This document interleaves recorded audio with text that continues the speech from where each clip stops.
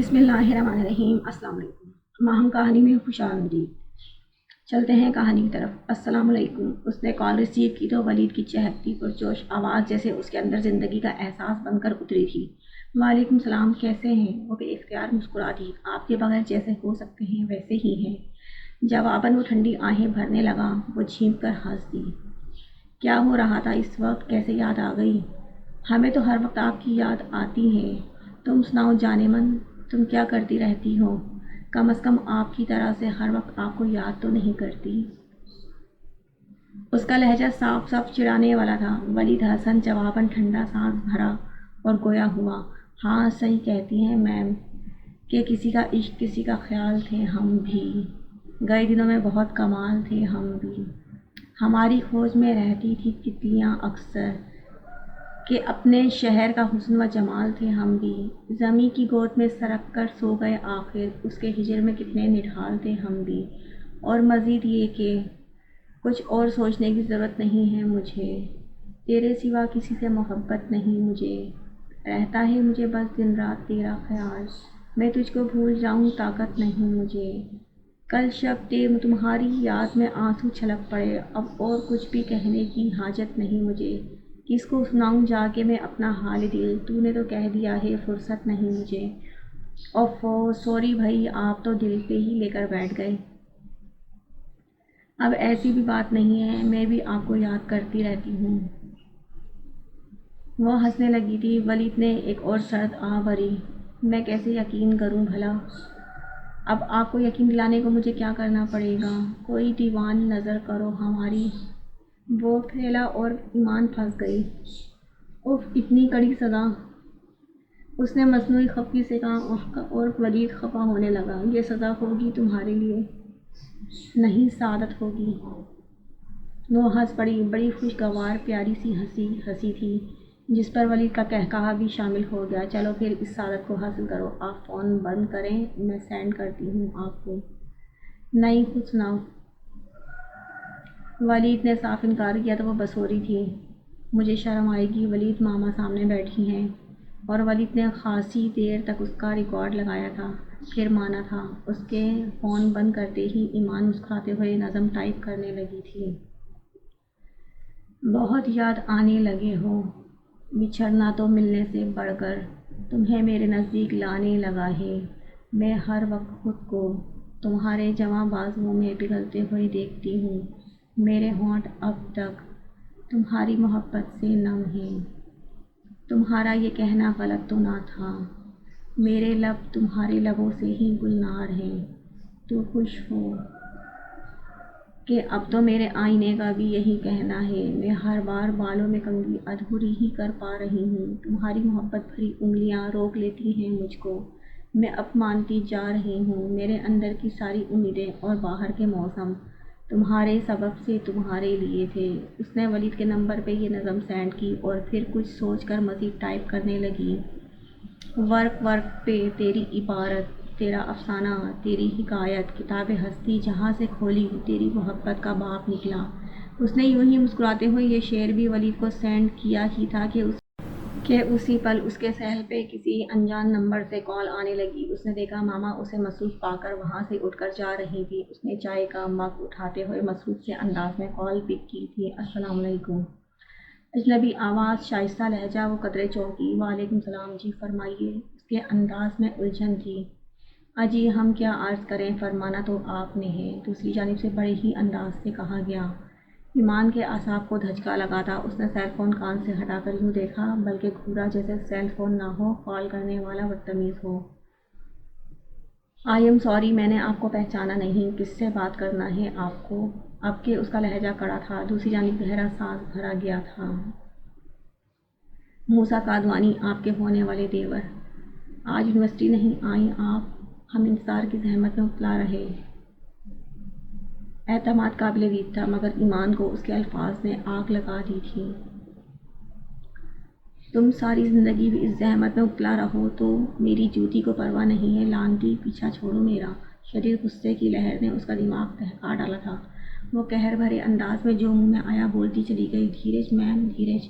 میں نے اسی روز بھی آپ کو سمجھایا تھا کہ ہمیں آپ کی عزت کرنا اچھا لگتا ہے، ایسا برہم رویہ اپنائے ان کی تو کہیں آپ کو پچھتانا نہ پڑ جائے۔ ایمان اتنا جلائی کہ سلسلہ منقطع کر ڈالا۔ اس کا موڈ اتنا خراب ہوا تھا کہ ولید کے میسج بھی نظر انداز کر دیے اور اس کی مزید بدتمیزی سے بچنے کی غرض سے سیل فون آف کر کے ایک سم ڈال دیا۔ سڑک کنارے ایک قطار سے آگے کچنار اور سنبل کے درختوں سے ٹوٹ کر گرتے خشک پتے اس کے پیروں تلے آ کر چرچرائے۔ موسم خزاں آ گیا تھا، راتیں ٹھنڈی ہو گئی تھیں، لیکن سورج میں ابھی تک حدت باقی تھی۔ بڑا سا سرخ گولا عین اس کے سر پر تمتماتا اپنے تیز اور تند شعاعیں اس کو تاک تاک کر مار رہا تھا۔ وہ چلتے چلتے بے خیالی میں رک گئی اور درخت کے تنے سے ایک ٹیک لگا لی۔ سیاہ مکوڑوں کی ایک بے ترتیب قطار درخت کے تنے کے گرد کھودی ہوئی باریک مٹی کے ڈھیر پر کسی کام میں مصروف تھی۔ وہ بے خیالی میں اتنی تکنے لگی، مکوڑے اپنی تیز رفتاری میں اس کے پیروں کے درمیان سے گزرتے اپنا راستہ بنا رہے تھے۔ اس نے سوچنے کی کوشش کی، کل اس پل اس پہ کیا آفت ٹوٹی تھی۔ اسے یاد آیا اور دل بھرانے لگا۔ حسب معمول وہ یونیورسٹی کے گیٹ سے نکل کر باہر آئی تھی، روڈ پر اپنی گاڑی کی تلاش میں نگاہیں دوڑاتے اس کے گمان تک میں بھی یہ بات نہیں تھی کہ یوں دن دہاڑے اتنے دھڑلے سے اسے اغوا بھی کیا جا سکتا ہے۔ جس پل سفید پراڈو اس کے بے حد نزدیک آ کر رکی، تب تک بھی وہ خود پر بیت جانے والی افتاد سے بے خبر رہی تھی۔ پراڈو کا دروازہ کھلا تھا اور اگلے ہی لمحے اسے بازو سے پکڑ کر بہت بے دردی سے اندر گھسیٹ لیا گیا تھا۔ اسے نہیں پتا تھا اتنے بے شمار لوگوں کو اس واردات کی خبر بھی ہو سکی تھی کہ نہیں۔ اسے تو یوں خبر نہ ہو سکی تھی کہ اسے اندر گھسیٹتے ہی کسی طاقتور دوا کے ایک پف سے ہی اس کے حواسوں نے اس کا ساتھ چھوڑ دیا تھا۔ دوبارہ ہوش آیا تو وہ جس کمرے میں موجود تھی اس میں زندگی کی ہر آسائش موجود تھی۔ کمرے میں خواب آور مدھم اندھیرا تھا، ریڈ کارپٹ، بادامی ہرے ہرے پردے کھڑکیوں دروازوں کے اطراف میں بہت خوبصورتی سے سمیٹے گئے تھے۔ بادامی مخملی صوفے جن پر سرخ سلکی کشن بے ترتیب پڑے ہوئے تھے۔ جس بیڈ پر وہ لیٹی تھی اس پر سرخ اور گولڈن بہت خوبصورت پرنٹ کی ریشمی جھالر والی بیڈ شیٹ بچھی تھی۔ ایمان کی آنکھ کھلی تو جیسے اس کا ذہن بیدار ہوتا گیا اسی تیزی سے وحشت اس کے اندر سرسرائی تھی۔ بیڈ سے اترتے ہوئے اس نے سب سے پہلے اپنے وجود کے گرد دوپٹے کی غیر موجودگی کو محسوس کیا تو اس کا دل جیسے لمحہ بھر کو دھڑکنا ہی بھول گیا۔ خود میں سمیٹتے ہوئے اس نے دوپٹے کی تلاش میں نگاہ دوڑائی تو بیڈ کے سرانے پڑا دوپٹہ نظر آیا۔ توجہ بٹ کر اٹھاتے ہوئے کھول کر شانوں پر پھیلایا، پھر پلو سے سر ڈھانپ کر لرزتے دل کے ساتھ ہراساں نظروں سے اٹھ کر کمرے کا جائزہ لینے لگی۔ کمرے کا دروازہ باہر سے مضبوطی سے بند تھا، جس پہ دستک دیتے اس کے ہاتھ شل ہونے لگے، مگر اس کی پکاروں اور دستکوں کے جواب میں کوئی رسپانس سامنے نہیں آیا تھا۔ کون کر سکتا ہے میرے ساتھ ایسا؟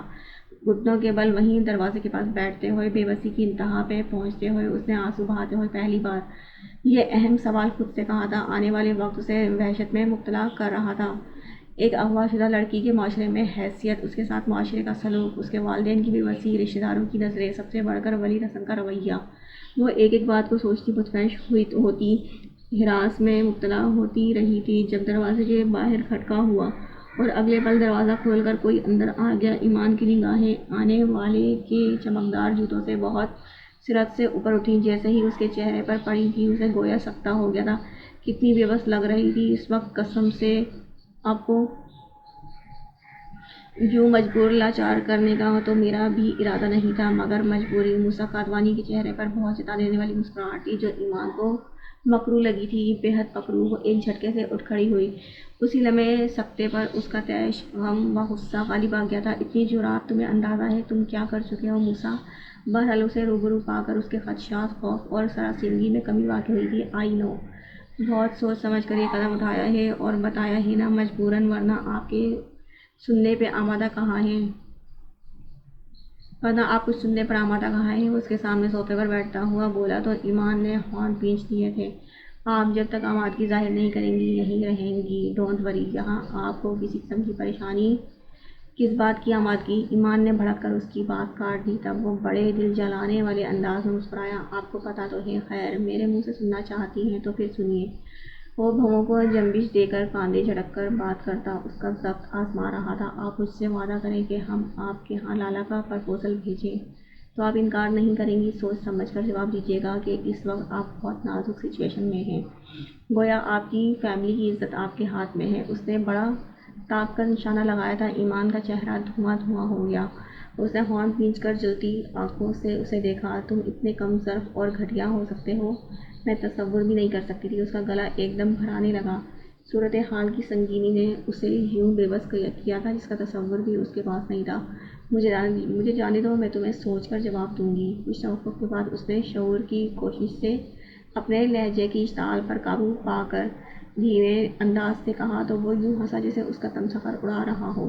پاگل سمجھ رکھا ہے مجھے، بچوں کا کھیل ہے یہ۔ وہ اسے گھورنے لگا، پھر اپنی جیکٹ کی جیب سے ایک طے شدہ کاغذ نکالا اور اپنے اور اس کے بیچ حائل ٹیبل کے گلاس پہ اسے رکھ کر انگشت شہادت کی مدد سے اسے ایمان کی طرف اسٹرائک کیا تھا۔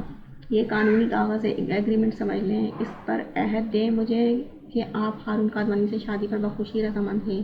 کیجیے، اپنے سائن کریں، تب یہاں سے نکلنے کی صورت بن سکتی ہے۔ بصورت دیگر اس نے بات ادھوری چھوڑ کر سرد و شفاف نظریں اس پر جما دی۔ ایمان کے حلق میں کانٹے پڑنے لگے۔ اس سے آگے وہ کچھ نہ کہتا تو وہ جان سکتی تھی